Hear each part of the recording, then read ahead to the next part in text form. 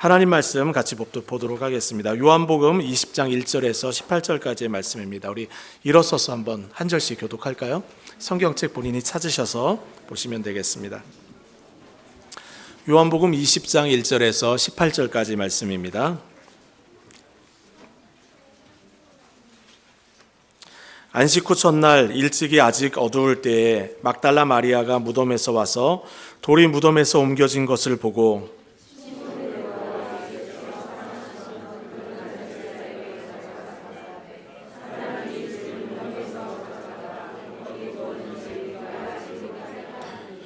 베드로와 그 다른 제자가 가서 무덤으로 갈새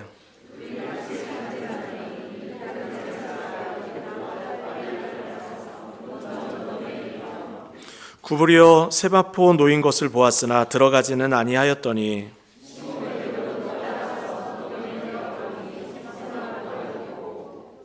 또 머리를 쌌던 수건은 세마포와 함께 놓이지 않고 딴 곳에 쌌던 대로 놓여 있더라.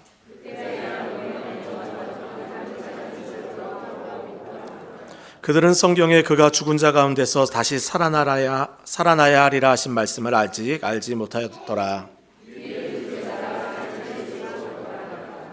마리아는 무덤 밖에 서서 울고 있더니 울면서 구부려 무덤 안을 들여다보니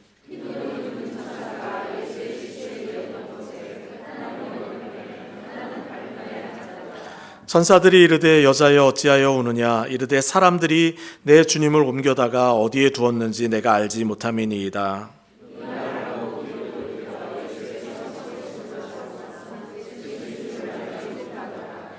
예수께서 이르시되 여자여 어찌하여 울며 누구를 찾느냐 하시니 마리아는 그가 동산지기인 줄 알고 이르되 주여 당신이 옮겼거든 어디 두었는지 내게 이르소서 그리하면 내가 가져가리이다.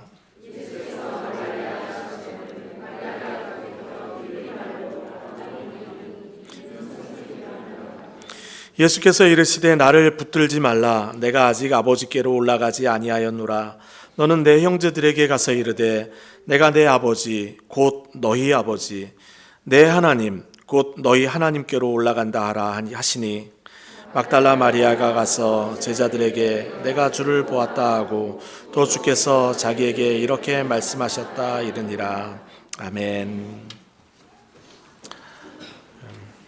오늘은 부활주일입니다. 예수님의 부활을 기념하는 주일입니다. 죽은 자가 살아났다라는 이야기를 믿는 게 참 쉽지 않습니다. 평생을 살면서 죽은 사람이 살아나는 걸 한 번이라도 봤다면 쉽게 믿겠는데 죽은 자가 살아나는 것을 본 적이 없기 때문에 믿는 것이 어렵다 고백합니다. 그래서 많은 사람들은 예수님이 십자가의 죽음으로 그의 삶을 끝내지 않고 부활하셔서 죽음의 권세를 이기시고 하늘나라에 오르셨다라는 사실을 믿으려 하지 않습니다.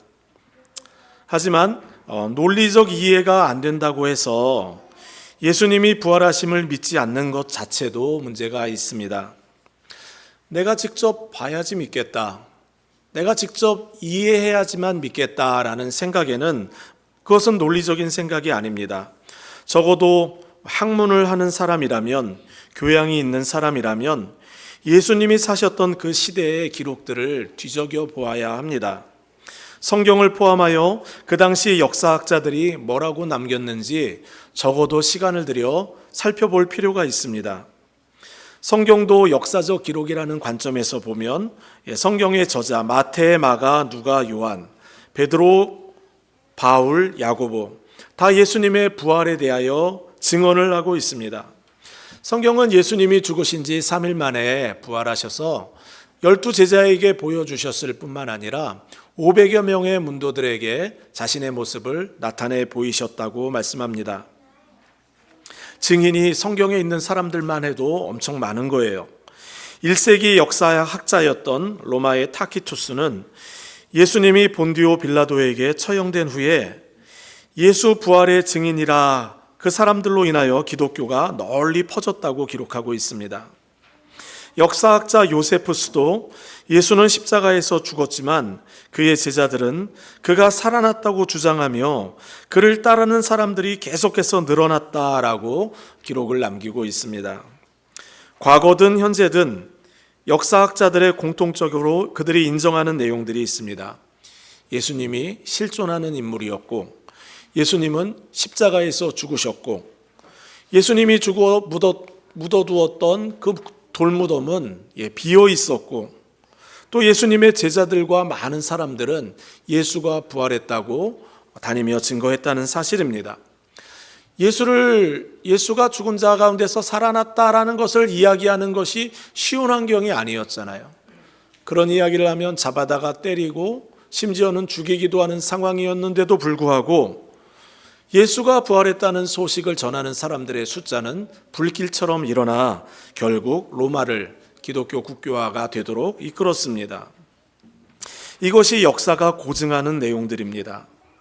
적어도 이성적인 판단을 하는 사람이라면 예수님의 부활이 인간의 논리적 생각을 뛰어넘는 사건이기는 하지만 수많은 증인들이 부활하신 주님을 만났다는 사실과 그들이 예수님을 한 사람의 인간이 아니라 하나님으로 믿고 있었다는 그 사실은 진지하게 생각해 볼 필요가 있습니다. 오늘 본문에도 부활의 증인들이 등장합니다. 오늘 3명이 나오는데요. 막달라 마리아, 베드로, 요한이 나옵니다. 요한은 이름을 오늘 본문에는 드러내지 않고 있어요. 그가 사랑하는, 예수님이 사랑하는 제자다 이렇게 표현되어 있기 때문에 요한이 등장한 것을 우리가 놓칠 수 있지만 오늘 본문에는 3사람이 등장합니다. 3명이 공통적으로 증언하는 내용이 있어요. 무덤이 비어 있었다.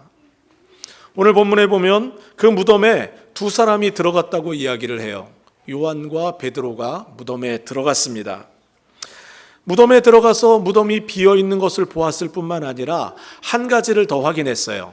그 확인한 내용이 뭐냐면 도둑이 훔쳐간 것은 아니다. 이것을 알 수 있었습니다. 왜냐하면 그 당시 도굴꾼들은 무덤을 파헤치면 그곳에서 값비싼 것을 가져가거든요. 예수님의 몸을 쌌던 세마포는 값비싼 것이었기 때문에 도굴꾼이 만약에 예수님의 시신을 훔쳤다면 거기 그대로 세마포와 예수님의 머리를 싸고 있던 수건을 두고 갔을 리는 없습니다. 그러면 이런 생각이 가능합니다. 그 무덤을 굳게 지키고 있었던 유대 병사들, 그들이 훔쳐갈 리는 없고 도굴꾼들이 그 자리에 와서 예수님을 훔쳐간 것이 아니라면 마지막 가능성은 예수님이 부활하셨다는 사실입니다. 이해합니다. 예수님이 부활했다는 사실을 믿는 것은 결코 쉬운 일이 아닙니다. 오늘 본문에 등장하는 3사람도 다 예수님이 부활한 것을 처음엔 믿지는 않습니다. 제자들 예수님이 이 땅에 계시는 동안 거듭거듭 이야기하셨거든요. 부활하실 거다. 살아나실 거다. 근데 믿지 않아요. 오늘 본문에 베드로와 요한이 그 무덤 안에 들어가지 않았습니까? 그런데도 베드로는 믿지 않습니다. 20장 9절 말씀 보시면 이렇게 적혀 있어요. 그들은 성경에 그가 죽은 자 가운데서 다시 살아나야 하리라 하신 말씀을 아직 알지 못하였더라. 자 보세요. 이 책은 요한이 쓴 책입니다. 오늘 본문에 등장하는 사람은 3사람이라고 했어요. 베드로와 요한과 그 다음에 막달라 마리아라고 했어요. 그런데 지금 요한이 그들은 성경에 그가 죽은 자 가운데서 다시 살아나야 하리라 하신 말씀을 아직 알지 못하더라. 베드로와 막달라 마리아는 아직 모르고 있다는 이야기예요. 예수님이 다시 살아나셨다라는 것을 모르고 있었다는 거예요. 그러면 여러분, 요한은 알고 있었을까요? 8절 말씀 보시기 바랍니다. 그때야 무덤에 먼저 갔던 그 다른 제자도 들어가 보고 믿더라. 자, 여기 그 다른 제자가 요한인데요. 요한은 들어가서 보고 믿게 되었습니다. 아, 예수님이 부활했구나. 무엇을 보고 믿었을까요? 그곳에는 예수님이 누이셨던 그 몸을 쌌던 세마포가 그대로 놓여 있었어요. 잘 개켜서 옆에 가지런히 놓여 있었습니다. 여러분 한번 생각해 보십시오. 도둑이 훔쳐간 것도 아니고 유대 병사들은 예수님이 살아날까 봐 굳게 그 문을 지키고 있었는데 그들이 훔쳐간 것도 아니라면 누가 도대체 그 세마포 옷을 그렇게 개켜 놓았을까요? 예수님이 하신 일입니다. 단단하게 시신을 싸매둔 세마포를 죽은 사람이 풀 수는 없지 않을까요?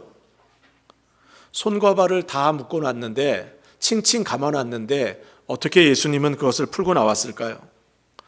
예수님이 죽음에서 부활하셔서 다시 살아나셨을 때는 우리와 같이 인간의 몸을 입은 것은 아닙니다. 부활체가 되셨어요. 더 이상 시간과 공간에 제약을 받지 않는 분이 되셨습니다. 그래서 예수님이 제자들이 모여있는 방에 문은 굳게 닫혀 있는데도 자연스럽게 나타날 수가 있었던 겁니다.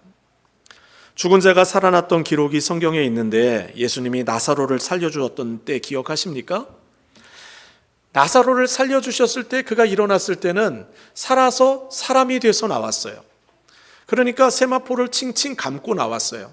본인이 풀지 못하니까 불편한 모습으로 나왔어요. 그때 예수님이 뭐라고 하십니까? 풀어놓아 다니게 하라. 사람이 풀어놔줘야지 행동할 수 있었어요. 그런데 예수님은 그런 상태가 아닌 거예요. 이미 부활체가 되셔서 모든 것을 초월하여 그 자리에 계실 수 있었던 것입니다. 참 신기한 상황입니다. 예수님의 제자 베드로도 똑같은 것을 보고 믿지 못하고 있는데 요한은 보고 믿고 있어요. 우리 주님은 항상 이렇게 우리가 믿음을 갖게까지 거듭해서 우리를 찾아오는 분이십니다. 우리에게 오셔서 주님이 부활하셨다는 사실을 우리에게 알려주십니다. 부활하신 주님은 성도들을 찾아오십니다. 이번에는 막달라 마리아를 주님이 찾아가십니다. 처음에 무덤에 가서 딱 보니까 무덤 문이 열려 있는 거예요. 얼마나 놀랐겠어요. 빠르게 달려서 제자들에게 가서 베드로와 요한이 오게 했거든요. 베드로와 요한이 무덤 안을 들여다보는 동안에, 그리고 돌아보고 돌아가는 그 기간 동안 마리아는 또다시 예수님의 무덤을 찾습니다. 무덤 앞에 도착한 마리아는 하염없이 또 울고 있어요. 천사들이 질문을 합니다. 왜 울고 있니? 궁금해서 물어보는 질문이 아닙니다. 부드럽게 책망하는 질문입니다. 사실 마리아는 슬퍼할 이유가 전혀 없잖아요. 예수님이 살아나셨는데 슬퍼할 이유가 어디에 있습니까? 그런데 마리아는 예수님이 죽었다고 생각하고 대답을 합니다. 사람들이 예수님을 어디다 옮겨 두었는데 어디다 두었는지 알지 못해서 울고 있습니다. 마리아가 대답을 하면서 뒤를 돌아보는데 뒤에 예수님이 서 계세요. 그런데도 마리아는 예수님을 알아보지를 못합니다. 이번에는 예수님이 질문을 하십니다. 여자여, 어찌하여 울며 누구를 찾느냐? 천사들이 했던 질문과 동일한 질문을 예수님이 하십니다. 왜 울고 있고 누굴 찾고 있니? 지금 본인이 그렇게 찾고 있는 예수님이 등 뒤에서 지금 질문하고 있는데 마리아는 예수님을 알아보지를 못합니다. 그가 동산을 지키는 동산지기인가 하여 그에게 요청합니다. 당신이 무덤을 지키는 사람이라면 혹시 당신의 주인이 예수님의 시신을 옮기라고 해서 당신이 옮겼습니까? 만약에 그렇다면 예수님 저에게 좀 주십시오. 그 시신 제가 모시기 원합니다. 여러분, 마리아가 부활하신 예수님을 알아보지 못하는 게 이상하지요? 그런데 이상한 게 아닙니다. 성경에 부활하신 예수님을 못 알아본 사람들이 많이 있어요. 여러분, 엠마오 마을로 내려가던 제자들이 예수님이랑 같이 걸어 내려갔거든요. 한참을 걸어갔어요. 예수님이랑 대화를 하는데도 이분이 부활하신 예수님인 걸 몰라요. 뿐만 아니라 예수님이 제자들에게 말씀하셨거든요. 우리 윤 목사님 설교하신 것처럼 갈릴리에서 만나자. 갈릴리에 예수님이 나타나셨는데, 갈릴리 바다에서 예수님이 나타나셨는데 이렇게 적혀 있어요. 예수님이 바닷가에 서 계셨으나 예수인 줄 알지 못했다. 예수님은 알지 못하는 그들을 한 사람 한 사람 찾아가세요. 부활하신 주님의 모습을 알게 하시기까지 찾아가십니다. 마리아를 찾아가셔서 부르십니다. 마리아야. 예전에 부르시던 다정한 방식으로 그의 이름을 부르십니다. 선한 목자 되신 예수님의 음성이 귀에 들립니다. 목자는 양의 이름을 알고 양은 목자의 음성을 안다고 하지 않았습니까? 다정하게 부르는 그 음성을 들으며 예수님이구나라는 생각을 합니다. 이처럼 예수님은 우리가 믿음의 눈이 열리지 않을 때에도, 믿지 못하고 믿어지지 않아도 우리를 향한 주님의 크신 사랑으로 우리를 계속해서 찾아오십니다. 한동대를 세운 우리 김영길 박사님 이야기를 여러분 들어봤을 것입니다. 우주과학을 연구했던 학자죠. 미국의 우주연구기관이었던 나사에서 근무했습니다. 김영길 박사님은 그곳에서 예수님을 만났습니다. 그곳에서 김영길 박사님이 이해되지 않는 한 가지가 있었어요. 우주를 연구하는 세계의 석학들이 모였는데 기도 모임을 갖는 거예요. 예수님을 찬양하고 예수님의 말씀을 연구하는 그들이 도무지 이해가 되지 않았어요. 그래도 사람들도 사귀고 식사교제도 나누기 위하여 그들과 함께 대화를 하다가 그곳에서 예수님을 만났습니다. 그 후 박사님은 한국으로 돌아와서 한동대학을 세우고 지성과 영성을 겸비한 크리스천 다음 세대를 세우는 일을 위하여 평생을 바쳤습니다. 주님은 오늘도 우리를 찾아오십니다. 그 사랑이 너무 크기 때문에 우리를 찾아오셔서 거듭 우리로 하여금 예수를 주로 고백하게 하고 예수의 음성에 귀를 기울이게 하십니다. 깨닫지 못할 때는 어떻게 하시죠? 혼내실까요? 여러분, 부모님들은 여러분이 깨닫지 못할 때, 말 잘 못 알아들을 때 혼내요? 사랑으로 안아줘요? 너무 질문이 어려워요? 엄마들은 어떻습니까? 예수님은 사랑으로 성도들의 이름을 불러주십니다. 마리아야 하고 이름을 불러주십니다. 예수님은 마리아를 책망하는 게 아니에요. 내가 부활한다고 분명히 얘기했는데 너 정말 모르고 있는 거야? 라고 책망하는 게 아니에요. 오늘 본문에 여자여라고 마리아를 불렀는데 이 여자여라는 호칭은 그 당시 사람들이 여인을 가장 존중해서 부를 때 사용하던 호칭입니다. 예수님도 어머니에게 여자여 한 적이 있지 않아요? 예수님은 지금 이 막달라 마리아를 존중하고 있습니다. 막달라 마리아가 어떤 여인입니까? 막달라, 지역의 이름입니다. 갈릴리 바다 서쪽에 막달라라는 마을이 있는데 그곳에 사는 마리아다, 이런 뜻이에요. 마리아는 예수님께 큰 은혜를 받았습니다. 한때 이 여인은 귀신에게 사로잡혔던 여인이에요. 귀신이 한 명만 들어간 게 아니라 7 귀신이 그에게 들어가 그를 고통스럽게 하여서 자기 마음대로 살아갈 수 없는 귀신에 사로잡혔던 여인입니다. 존중받기는커녕 사람 취급도 못 받고 하나님의 저주받는 자라 손가락질 당하며 살았던 사람입니다. 그런데 예수님이 찾아오셔서 이 귀신 들린 여인을 고쳐주셨어요. 귀신을 내쫓아 주시고 예수님의 삶을 따라오도록 곁에서 섬기며 살아갈 수 있는 은혜를 허락하여 주셨어요. 마리아가 뿐만 아니라 오늘 본문에 보면 예수님은 그 귀신 들렸다가 자유케 된 그 여인을 본인이 부활하신 다음에 맨 처음 만난 사람이 바로 이 여인입니다. 잘 생각해 보세요. 예수님이 부활하신 자신의 모습을 제일 먼저 보여준 게 이 막달라 마리아입니다. 그리고 그에게 부활의 증인의 사명을 맡기셨습니다. 세상적인 기준으로 보면 자격이 모자라도 한참 모자랍니다. 당시 사회에서 증인이 되려면 일단 여성은 안 됩니다. 여성의 인권이 보장받지 못하던 사회였고 여성은 사람 취급받지 못하던 사회였어요. 그런데 예수님은 부활하신 자신의 모습을 여인에게 나타내 보이셨습니다. 뿐만 아니라 귀신 들렸던 여인에게 자신을 나타내 보이셨습니다. 마리아에게 예수님은 언제나 한결같이 크신 사랑으로 다가오십니다. 귀신 들렸을 때, 아무런 소망이 없었을 때 예수님은 사랑으로 여인을 찾아오셨어요. 예수님이 부활하신 것도 전혀 모르고 기대조차 하지 않고 있을 때 그 마리아에게 예수님은 또 처음으로 나타나셨어요. 그에게 찾아와 사랑으로 그의 이름을 불러주십니다. 마리아야. 예수님의 사랑은 세상의 사랑과 다릅니다. 세상에 속한 사랑은 사랑을 할 때 언제나 자기중심적이고 이기적인 마음으로 사랑할 때가 있습니다. 그래서 말로는 사랑한다고 고백하지만 사랑이라는 이름으로 상대방을 이용하고 상대방에게 무엇을 얻기를 위하여 사랑으로 포장할 때가 있습니다. 여러분, 국가가 다른 국가들을 착취할 때에도 사랑이라는 이름으로 다가갑니다.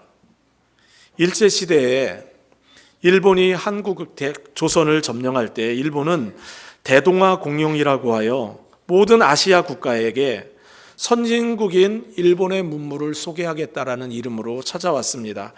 잘 사는 길을 보여주겠다는 거예요.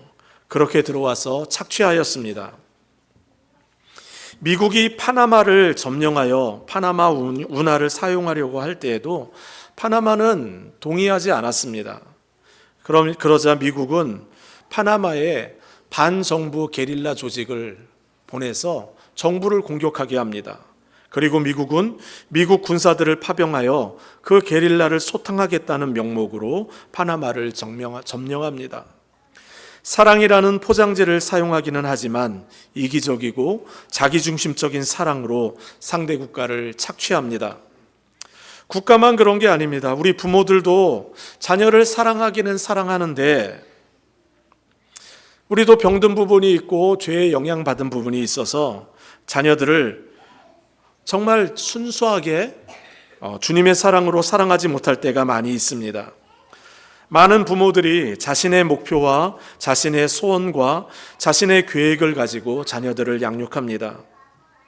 하나님이 자녀에게 어떤 계획을 갖고 계신지 진지한 고민을 하지 않은 채 자녀를 양육합니다. 밤마다 성경을 읽어주고 기도해 주면서도 부모의 머릿속에는 내 방식으로 자녀를 사랑합니다.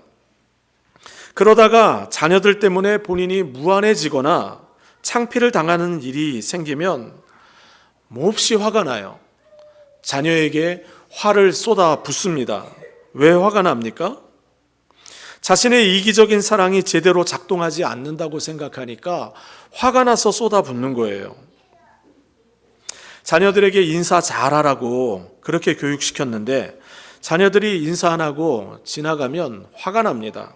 왜 화가 납니까? 자녀들이 인사 잘하는 모습 보며 부모가 자녀들 잘 양육한다는 소리 듣고 싶은데 그게 마음대로 되지 않으니까 화가 납니다. 세상 사람들과 조금도 다르지 않게 자녀들의 성적이 오르면 칭찬하고 성적이 나쁘면 혼을 냅니다. 어떻게 해서든 자녀를 통제하여 부모의 계획과 이상과 바람을 따라 자녀들이 성장하기를 기대합니다. 이런 부모들의 마음에 거듭해서 이야기하는 게 있어요. 한 번도 입 밖에 내지 않은 이야기지만 날마다 하는 고백이 있어요. 너는 내 거야. 이렇게 자녀들에게 표현하지는 않아도 자녀들은 부모의 마음을 읽으며 그렇게 성장해 갑니다. 사실 이런 부모들의 마음은 사랑이라고 보기는 어렵습니다. 집착이라고 보는 것이 맞습니다. 집착은 사랑의 반대말입니다. 사랑은 자녀에게 생명을 주고 자라게 하지만 집착은 자녀를 죽게 합니다. 부모의 집착은 자녀로 하여금 조건적인 사랑에 익숙하게 합니다. 결국 부모의 병든 사랑은 자녀를 병들게 합니다. 부모와 똑같이 이기적인 사람이 되게 합니다. 부모의 그 엄격함은 자녀들로 하여금 엄격한 도덕적 완벽주의자가 되게 하여 다른 사람들을 판단하게 하고 정죄하게 합니다. 정서적으로 불안한 자녀가 되게 합니다. 부부간의 사랑도 그렇습니다. 배우자를 조종하여 내가 얻고자 하는 것을 얻으려고 합니다. 참된 사랑은 자신의 유익을 구하지 않고 상대방이 성숙할 수 있도록 상대방을 세워주고 나의 자원을 내주는 것이 되어야 하는데 거꾸로 사랑하려고 합니다. 그런데 우리 예수님의 사랑은 세상 사랑과 다릅니다.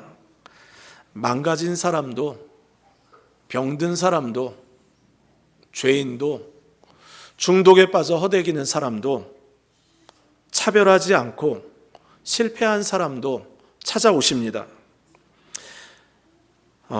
그리스도인의 변화는 주님이 우리가 살기를 원하는 그 기준을 가지고 우리가 막 노력해가면서 변화되는 삶이 아닙니다.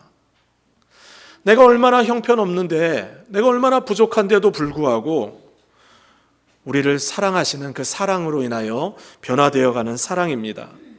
주님이 우리를 언제 사랑하셨습니까? 성경은 이렇게 이야기합니다. 우리가 아직 죄인 되었을 때, 우리가 아직 연약할 때, 우리가 아직 하나님과 원수 되었을 때, 이런 표현이에요. 하나님 앞에 잘한 게 아무것도 없는데 그 아무것도 잘한 것 없는 우리를 그냥 사랑해 주신 거예요. 어떻게 사랑하셨습니까? 십자가에서 자신의 아들 예수 그리스도를 십자가에 못 박아 죽게까지 그렇게 사랑하셨습니다. 마리아는 언제나 예수님이 자신을 바라볼 때마다, 자신의 이름을 불러줄 때마다 진정한 사랑에서 흘러나오는 따뜻한 주님의 시선을 느낄 수 있었습니다. 남들은 정죄하는 눈으로 바라봅니다. 귀신 들렸던 여인이 변화되어 봤자 얼마나 변화되겠는가. 그런데 주님은 그렇게 바라보질 않아요. 그 여인을 사랑한다 하시고 이름을 불러주시고 부활하셔서 자신의 모습을 제일 먼저 그 여인에게 보여주십니다. 예수님이 마리아의 이름을 부르며 그녀를 바라볼 때 마리아의 마음이 움직입니다. 슬픔이 사라지고 기쁨과 평안과 위로가 그의 마음을 가득 채웁니다. 제 인생 가운데서도 참 힘든 시간들이 있었습니다. 정말 힘들 때에는 주님 앞에 엎드려서 주님 어떻게 할까요? 고민하고 엎드렸던 시간들이 있는데 그때 주님 저에게 나타나셔서 너 목회자 자격이 되네 안 되네 이런 것 운운하지 않으셨습니다. 주님 제가 여기서 멈출까요? 라고 기도했던 적도 있는데 그때 주님도 저에게 이제 멈춰야지라고 말씀하지 않으시고 한 30일 작정하고 기도하는 마지막 즈음에 찾아오셔서 사랑한다 라고만 이야기해 주셨어요. 마리아야 라고 이름을 불러주시는 것처럼 주님은 우리를 찾아오셔서 우리의 이름을 불러주십니다. 우리를 사랑한다고 하십니다. 마리아에게 사명을 맡기십니다. 부족하기 그지없어 보이는데도 사명을 맡기세요. 마찬가지입니다. 오늘도 주님은 우리를 찾아오셔서 우리에게 사명을 맡기십니다. 지식이 많다고 예수님 전하는 거 아니에요. 신앙생활 연륜이 길다고 복음 전하는 거 아니에요. 마리아처럼 부족하고 마리아처럼 연약해도 주님은 우리에게 사명을 맡기세요. 큰 사랑으로 우리를 안아주시면서 내가 함께 할 테니까 복음 전하며 살아라 우리를 격려하십니다. 그 사랑에 붙들려 살아가시는 저와 여러분 되시기를 주의 이름으로 부탁드립니다. 우리 함께 찬양하겠습니다.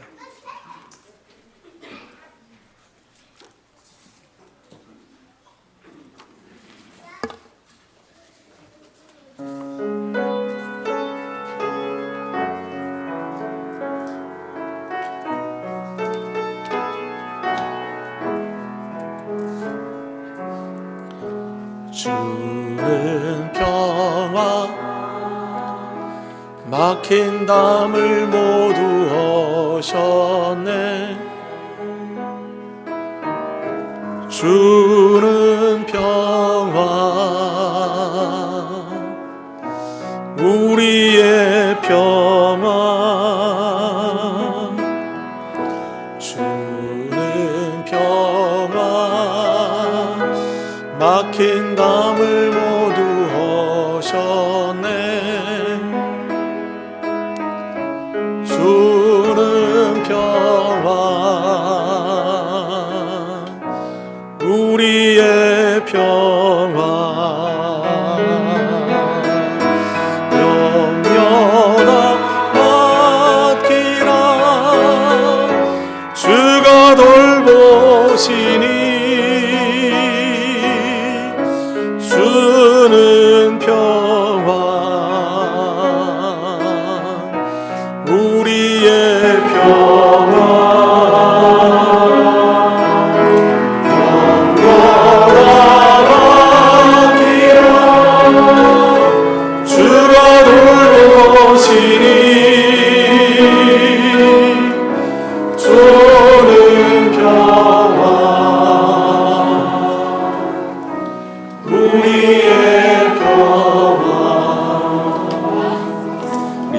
함께 기도했으면 좋겠습니다.